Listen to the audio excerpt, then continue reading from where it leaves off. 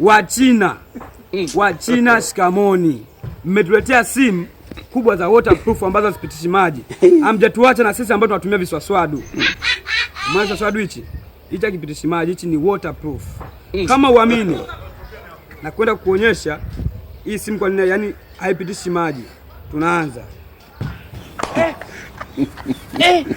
Angalia mfuko wako, je, ni mzima? Tia kiswaswadu chako. Are you crazy? Kagua mwingine. Kiswaswadu chako.